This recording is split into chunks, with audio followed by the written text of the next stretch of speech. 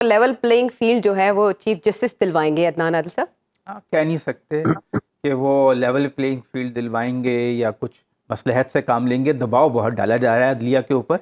जो मखसूस ग्रुप है एक कॉलम नवीसों का और सहाफ़ियों का, वो कॉलम्स भी लिख रहा है और वो टेलीविज़न पे टॉक भी कर रहा है कि अगर अदलिया ने जो है वो पीटीआई को, उनका मकसद बिटवीन द लाइंस जो बात वो कह रहे हैं कि अगर रिलीफ दिया और उनको इलेक्शन में ओपन फील्ड दिया बाकी पार्टियों की तरह, तो शायद उनका जो है वो रियासती इदारों से टकराव हो सकता है। ये बात एक जर्नलिस्ट ने कही है। एक ने कॉलम लिखा है कि ऐसा करेंगे तो फिर ऐसा ना हो कि पीसीओ के तहत हलफ उठाना पड़ जाए। तो मतलब एक तरह से बैनुसतूर धमकियाँ ही दी जा रही हैं, मैं तो समझता हूँ। अदलिया को बहरहाल किसी से मुलाकात हो या ना हो, आइन के मुताबिक फ़ैसले करने चाहिए। जो होता है अल्लाह मालिक है। अगर हम इसी तरह नज़रिया ज़रूरत पर चलते रहेंगे तो मुल्क पटरी पे कब चलेगा। बाकी आपने जब पहले बात की थी कि सर्विस पे पाबंदी, मैं ख़ुद 98 में 6 महीने अमेरिका में एज ए रिपोर्टर काम करता रहा, वहाँ के अखबार के लिए। मैं ख़ुद सर्वे करता था, गवर्नर का इलेक्शन था।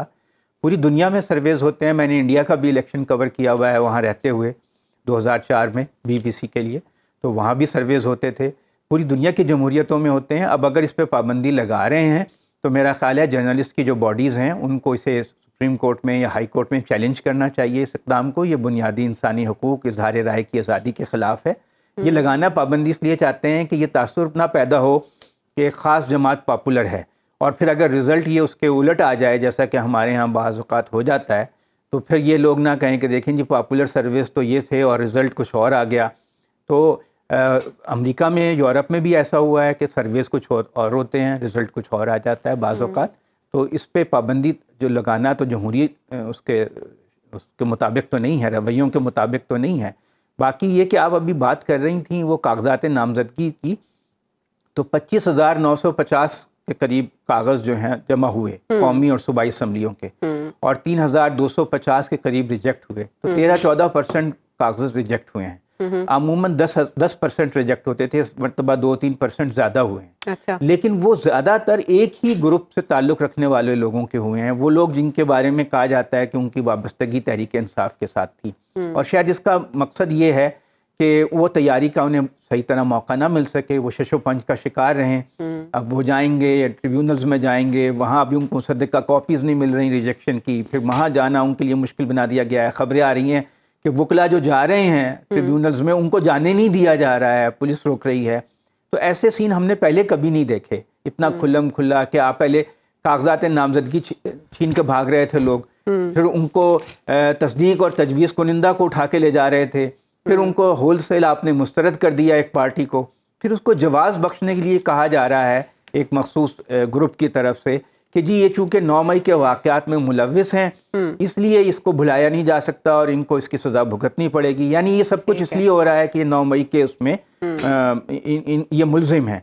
तो भाई अगर ऐसा है तो आप उनको कानून के मुताबिक सज़ा दे देते, जो 100, 200, 300 जो लोग आपके ख्याल में उसमें मुलव्विस हैं। कानूनी रास्ता तो आपने इख्तियार नहीं किया। अब गैर कानूनी तौर पे पुलिस वाले किसी को उठा रहे हैं, किसी की कागज़ छीन रहे हैं, वकला को नहीं। इस दफ़ा तो वकला पे भी भारी है। हालांकि पुलिस वाले डरते थे वकीलों से, लेकिन अब तो ये पुलिस वाले वकला को भी उठा के ले जा रहे हैं। साहब, लतीफ़ खोसर साहब, इनके कागजात नामजदगी दुरुस्त करार दिए गए हैं, तो कम से कम इस हद तक तो हाँ। लेकिन ये वो जब अमजद परवेज साहब गए हुकूमत ये जो नून लीग की तरफ से, तो उनको जाने दिया गया, लेकिन जब वो चौधरी परवेज इलाही की तरफ से गए तो उनको उठा लिया गया। तो इस तरह के जो वाक़यात हो रहे हैं, तो एक तासुर तो फ्री फेयर इलेक्शन का नहीं रहा। अब तक जो तासुर आ रहा है, परसेप्शन बन रहा है कि इलेक्शन जो हैं बहुत वन साइडेड अफेयर हैं, तहरीक इंसाफ को बहुत कम मार्जिनलाइज किया जा रहा है, दीवार से लगाया जा रहा है। तो अगर ये तासुर इस तरह का रहा कि ये एक झुरलू इलेक्शन होने जा रहा है, फिर तो उससे कोई साख भी नहीं होगी इलेक्शन की, ना उसका अखलाकी जवाज़ होगा, ना वो जो आपने बात शुरू में की थी कि नया साल है तो चैलेंजेस क्या हैं। तो चैलेंज तो यही है कि पॉलिटिकल स्टेबिलिटी हो।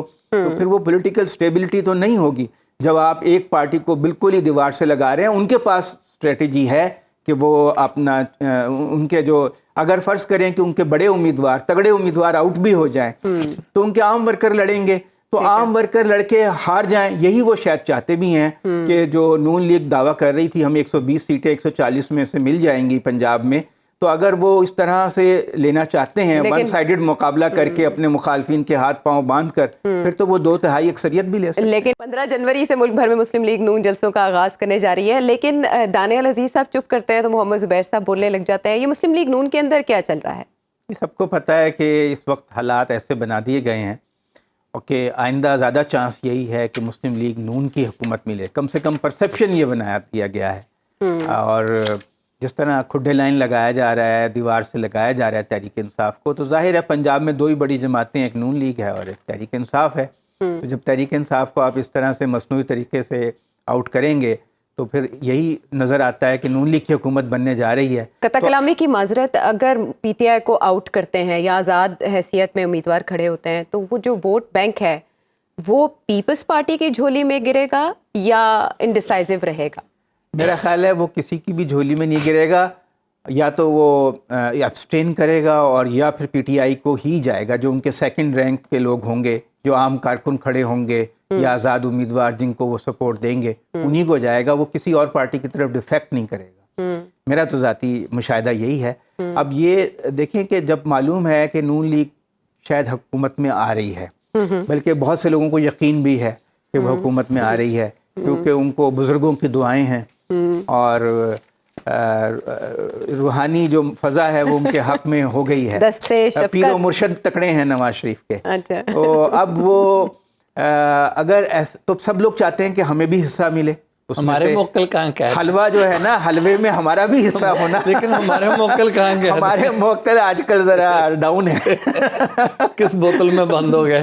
तो उसमें ये है कि ज़ुबैर साहब जो हैं वो कहते हैं मैंने स्पेस दिलवाई नवाज शरीफ को और मरियम नवाज को। मैं जनरल बाजवा साहब से मिला, मैंने बातचीत की और फैज़ हमीद से मिला और उनको कायल किया कि इनके लिए स्पेस, इनको जायज़ इनका वो मिलना चाहिए और इंसाफ मिलना चाहिए। और आज मैं ही आउट हूँ, मतलब दोनों मुझसे नाराज़ हैं। तो मुझे तो एक किसी बुजुर्ग का ये कॉल याद आ रहा था कि जिस पे एहसान करो उसके शर से डरो। लेकिन बहरहाल ये तो सियासत है, ऊंच नीच आती रहती है। मिफ्ता इस्माइल भी कभी बहुत फेवरेट थे, अब नहीं हैं। इसी तरह शाहिद खाकान अब्बासी को वज़ीर आज़म बनवा दिया था नवाज शरीफ ने अपनी जगह, अब वो भी पीछे हट गए हैं। तो सियासत में परमानेंट नहीं होती। ये कितना बड़ा चैलेंज है नून लीग के लिए। वो तलाल चौधरी साहब को टिकट ना दे सकें, शेख रोहेल असगर कुछ और सोच रहे हों, कितना बड़ा चैलेंज है इनसाइड। कोई चैलेंज नहीं है। ये लोग कोई चैलेंज नहीं है। There are no bodies in politics. Challenge जो है वो पीटीआई है, चैलेंज जो है वो बानी पीटीआई है। और ये लोग कोई चैलेंज नहीं है इनके। तो ये तो अपना मुश्किल से काउंसलर का इलेक्शन जीत सकते हैं अपनी बुनियाद पे, नवाज शरीफ की बुनियाद पे ही ये सियासत में है।